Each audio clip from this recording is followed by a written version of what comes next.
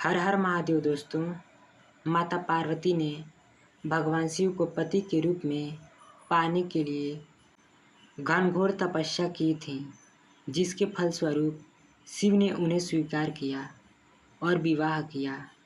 इसलिए यह व्रत अखंड सौभाग्य और दाम्पत्य सुख की कामना से किया जाता है। तो चलिए इसी के साथ हम लोग हरतालिका तीज व्रत की कथा को प्रारंभ करते हैं। एक बार भगवान शिव ने पार्वती जी को उनके पूर्व जन्म का स्मरण कराने के उद्देश्य से इस व्रत के महात्म्य की कथा कही थी।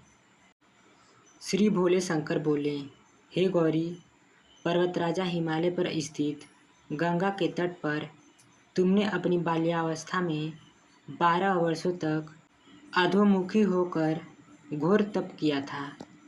इतनी अवधि तुमने अन्न न खाकर पेड़ों के सूखे पत्ते चबाकर व्यतीत किए।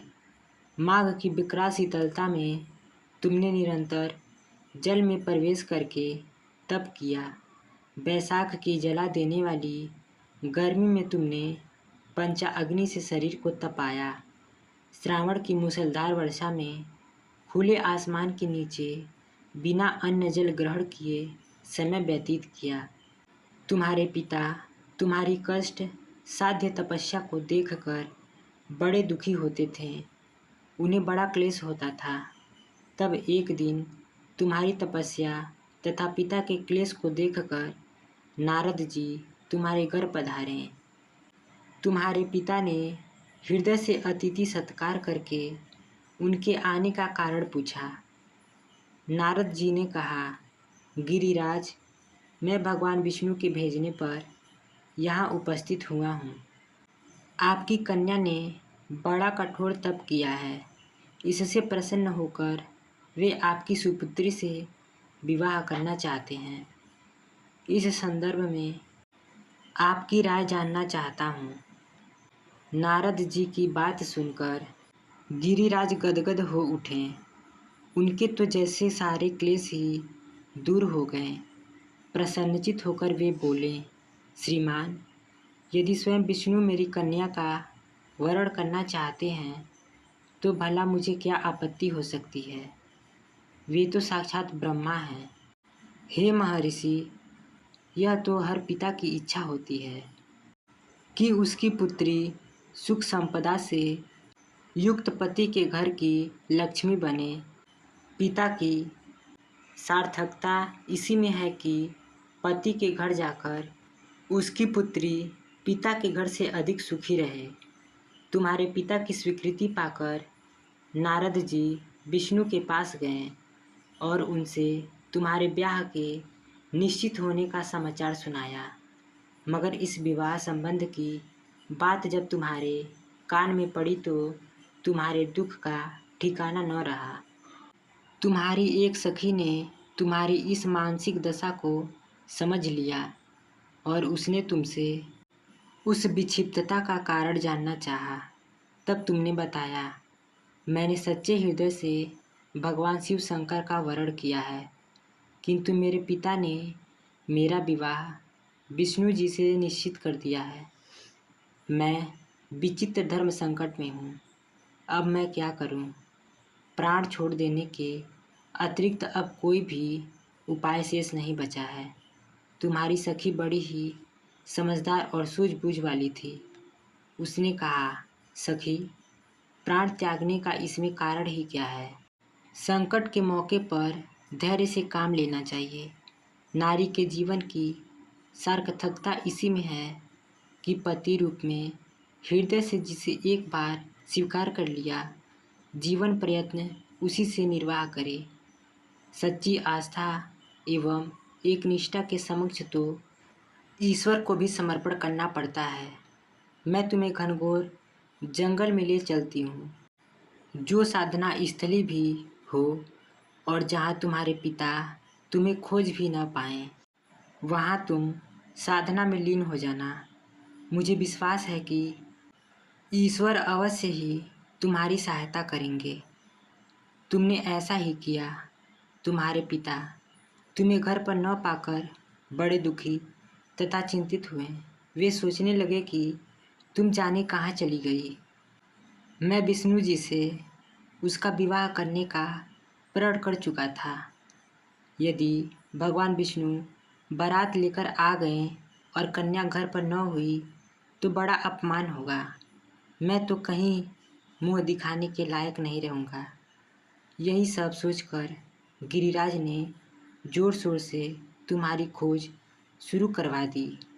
इधर तुम्हारी खोज होती रही और उधर तुम अपनी सखी के साथ नदी के तट पर एक गुफा में मेरी आराधना में लीन थी। भाद्रपद शुक्ल तृतीया को हस्त नक्षत्र था। उस दिन तुमने रेत के शिवलिंग का निर्माण करके व्रत किया। रात भर मेरी स्तुति के गीत गाकर जागी। तुम्हारी इस कष्ट साध्य तपस्या के प्रभाव से मेरा आसन डोलने लगा। मेरी समाधि टूट गई। मैं तुरंत तुम्हारे समक्ष जा पहुंचा और तुम्हारी तपस्या से प्रसन्न होकर तुमसे वर मांगने के लिए कहा। तब अपनी तपस्या के फलस्वरूप मुझे अपने समक्ष पाकर तुमने कहा, मैं हृदय से आपको पति के रूप में वरण कर चुकी हूँ। यदि आप सचमुच मेरी तपस्या से प्रसन्न होकर आप यहाँ पधारे हैं तो मुझे अपनी अर्धांगिनी के रूप में स्वीकार कर लीजिए। तब मैं तथास्तु कहकर कैलाश पर्वत पर लौट आया। प्रातः होते ही तुमने पूजा की। समस्त सामग्री को नदी में प्रवाहित करके अपनी सहेली सहित व्रत का पारण किया।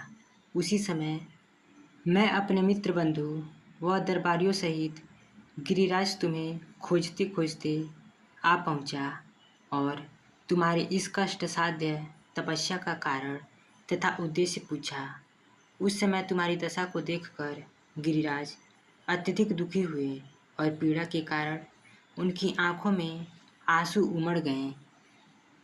तुमने उनके आंसू पोंछते हुए विनम्र स्वर में कहा, पिताजी, मैंने अपने जीवन का अधिकांश समय कठोर तपस्या में बिताया है। मेरी इस तपस्या का उद्देश्य केवल यही है कि मैं महादेव को पति के रूप में पाना चाहती हूँ। आज मैं अपनी तपस्या की कसौटी पर खरी उतर चुकी हूँ। आप क्योंकि विष्णु जी से मेरा विवाह करने का निर्णय ले चुके थे, इसलिए मैं अपने आराध्य की खोज में घर छोड़कर चली आई। अब मैं आपके साथ इसी शर्त पर घर आऊँगी कि आप मेरा विवाह विष्णु जी से न करके महादेव जी से करेंगे। गिरिराज मान गए और तुम्हें घर ले आए। कुछ समय के पश्चात शास्त्रोक्त विधि विधान पूर्वक उन्होंने हम दोनों को विवाह सूत्र में बांध दिया। हे पार्वती, भाद्रपद की शुक्ल तृतीया को तुमने मेरी आराधना करके जो व्रत किया था उसी के फलस्वरूप मेरा तुमसे विवाह हो सका। इसका महत्व यह है कि मैं इस व्रत को करने वाली कुंवारियों को मनोवांछित फल देता हूँ। इसलिए सौभाग्य की इच्छा करने वाली प्रत्येक युवती को यह व्रत पूरी एक निष्ठा तथा आस्था से करना चाहिए।